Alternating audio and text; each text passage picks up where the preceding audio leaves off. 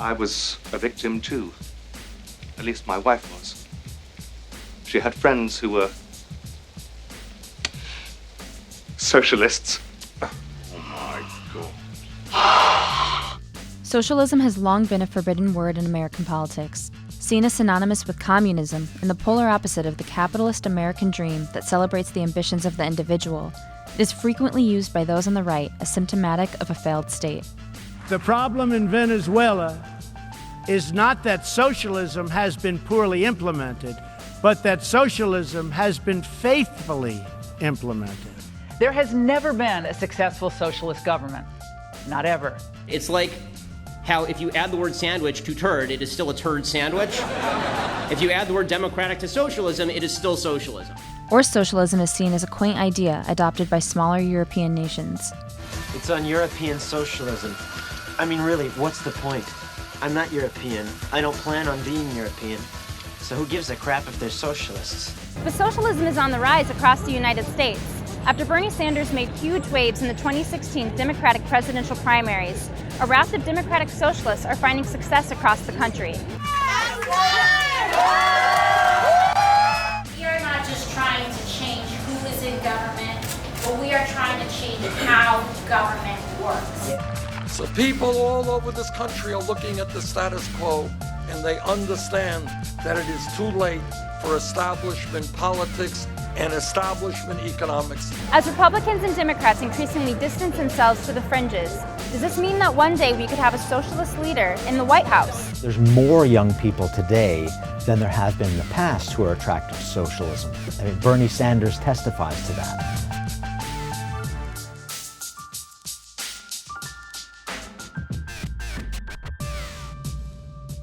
First, it's important to define what we mean when we talk about socialism.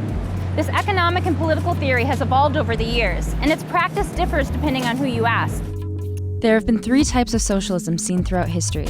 First, the demand for workers' control, seen in the Russian Revolution and uprisings throughout Europe. Then there's actually existing socialism, with a dictatorship of the proletariat, like what we saw in the Soviet Union. And then there's a newer kind of socialism that has become more popular with the presidential run of Bernie Sanders. The first labor parties in Europe emerged from this idea of socialism, which prioritizes the interests of workers and the economy. The rhetoric is social control for the common good, as opposed to relying on private interest for private good. But without checks and balances, you have individual people who still have private interests, and we see that when you come to North Korea, the Soviet Union, Cuba, and it's a disaster. So what makes democratic socialism different from the broader theory, which has so often been connected to communism? We turn to the New York City Democratic Socialists of America to break it down. Oftentimes, whenever people point to examples of socialism, I think they're missing the democratic piece, and so there's oftentimes where people say, well, we're going to be like Cuba or Russia or Venezuela, and I think that those are particular instances where there was also like a dictator involved, and so therefore was not democratic, although some of those programs were very ambitious and wanted to help people. They were still coming from the top down, and so what democratic socialism means for us here in the United States is that we would just have democratic control over our workplaces and our government. Something like a worker cooperative would be the model that we would seek. We are the Socialists! Democratic Socialists! After Bernie lost the primary, we were trying to figure out what we're going to do with this momentum of all these people that all of a sudden were like really excited about, the idea of like free college tuition and, Medicare for all, and like we didn't want to lose that momentum, and so we came together and started our own chapter of Democratic Socialists of America here in New York. We were one of the very first ones, and then from there it like kind of spread like wildfire. And I think that this year we're really rediscovering our power, which is so exciting. But we need to maintain it. Alexandria Ocasio-Cortez did inspire a lot of people to say, I want to join DSA, which was amazing. I think that as we see more victories like hers, hopefully, that people will be inspired to actually feel like there is something that we can do. I think she inspired this national conversation about democratic socialism, which is amazing. Honestly, here in New York City, we saw a greater bump from what we call a Trump bump. We had saw a greater increase in our membership after directly after Trump was elected than we ever saw during the Bernie phase. So we had a lot of people come into meetings and say, like, I don't even know if I'm a democratic socialist, but I'm here because it seems like you are all the only ones doing something about this. Although the democratic socialist movement seems like a foreign concept before Sanders and Ocasio-Cortez, this is actually not the first time that socialist ideas have taken hold in America. Socialist Party presidential candidate Eugene Debs won nearly 1 million votes in both the 1912 and 1920 elections amid a socialist wave in the United States. Prior to the New Deal, there was this surge of interest in socialism because there were abuses of capitalism. There weren't the sort of moral restraints through legislation on the free economy that there should have been. And then there was the Great Depression, but Roosevelt took us a little further in direction of socialism, enough to siphon off anger and discontentment, and the socialist movement died away. And then our capitalist economy had a resurgence. So it didn't seem at all necessary. It wasn't as attractive. The older people, of course, remember the Cold War. They remember the Soviet Union. It was the Union of Soviet Socialist Republics. People's memories, historical memories, are short. When we spoke to voters on the street, we found that some are still skeptical of socialism in practice because of past examples of socialist states. I'm Venezuelan. I was born there, raised. At the time, it was Hugo Chavez who was the president. He basically sold this idea that socialism was going to cure the country or whatnot, and he was going to progress was going to be made.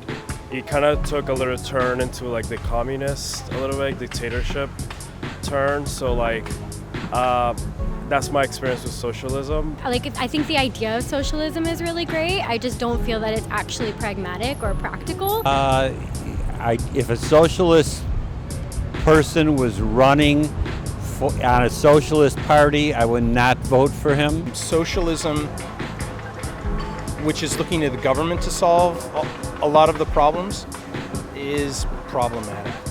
Democratic leaders used to distance themselves from the word socialism. Yeah, people call me a socialist sometimes, but no, you got to meet real socialists.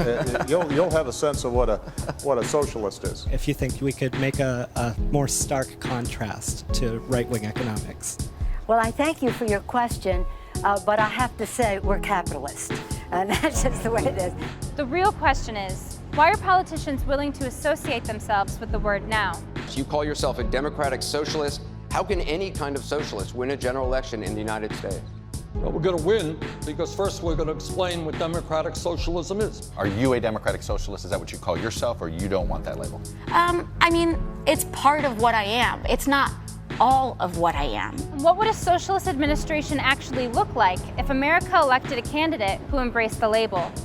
A socialist president would advocate greater regulation of the economy, and that's something the executive branch has a lot of control over, with a view to also legislation that controlled business, took ownership of various sectors of the economy, like a single-payer system would in healthcare. I think that if we had an administration like Senator Sanders or someone else that represented democratic socialism, it would lean more towards a Nordic version of social democracy, in the sense that maybe some things would be nationalized, like education and healthcare. I can't articulate a particular vision for Democratic Socialists of America because we call ourselves the Big Tent.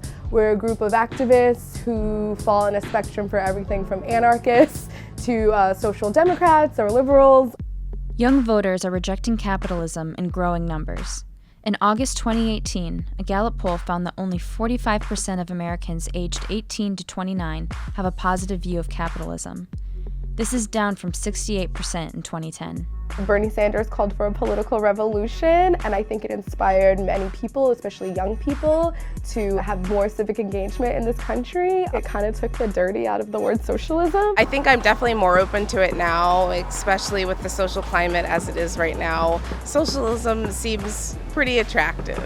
I would potentially vote for a democratic socialist, like Bernie Sanders. I definitely could vote for someone that identified as a democratic socialist. I think that socialism has a negative connotation in today's vocabulary only because they think of the failed systems of socialism, but when you actually look at the principles of socialism, we've adopted a lot of them into our social welfare. I don't really have any hesitance. Maybe that's because I'm young, but I've been rallying for Bernie since I was 14 years old. He's my favorite senator and my favorite candidate. I think what happens is people are scared of the word and don't really understand the history of the word and how it can actually be actualized in real policy. So I'm very open to it. I think that it'll happen probably sooner than later. Although Hillary Clinton ultimately triumphed in the 2016 primaries, Bernie Sanders won the youth vote by a wide margin. In fact, more young people under age 30 voted for Sanders than Clinton and Donald Trump combined. And it's not just youth who are more open to the idea of socialism.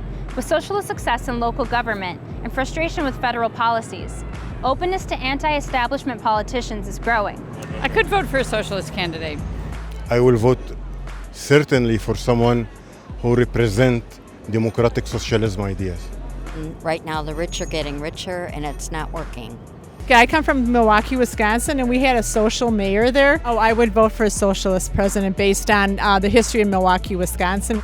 Even the 1992 movie Wayne's World nodded to the historical success of local socialism. I think one of the most interesting aspects of Milwaukee is the fact that it's the only major American city to have ever elected 3 socialist mayors.